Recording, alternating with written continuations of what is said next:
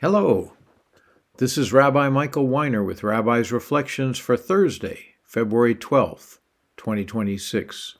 Shalom. Psalm 46, verses 9 through 12, Part 7. Come, see the works of Adonai, who brings devastations on the earth.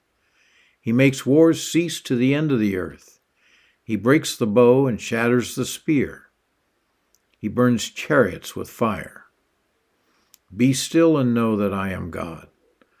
I am exalted among the nations. I am exalted in the earth. Adonai Tzvaot is with us. The God of Jacob is our strong tower. Selah. The first thing we notice is that verse 8 is repeated verbatim in verse 12. This is a song, and the words of verse 8 and 12 are the refrain. Remember, the Jewish numbering of the verses is off by one, so in most Christian Bibles, these are verses 7 and 11. The Lord of hosts is with us, and everything he does, bringing devastations, making wars to cease, burning chariots. Be still and know, he is our eternal place of safety, our refuge. Verse 9 starts with a command, come and see. But in Hebrew, our usual words for both come and see are not there. The first word is in the command form, lechu, which means simply, y'all walk around. At that time that this was written, almost all going and coming was done by walking around. The second word is also unusual, as it appears in the Hebrew Scriptures only 51 times.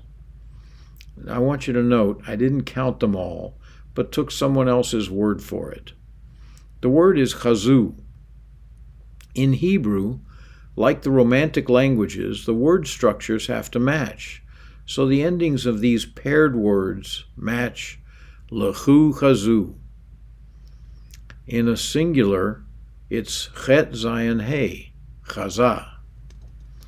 It does mean look, but it's a word that carries a prophetic connotation. So look prophetically would be a better understanding. Rabbi Trail.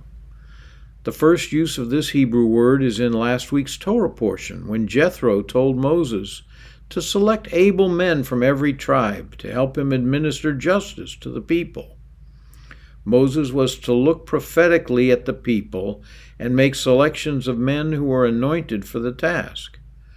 The next time it's used to describe Moses and his priestly brother and nephews, along with the 70 elders, as they saw God and ate and drank in his presence on the mountain in Exodus 24:11.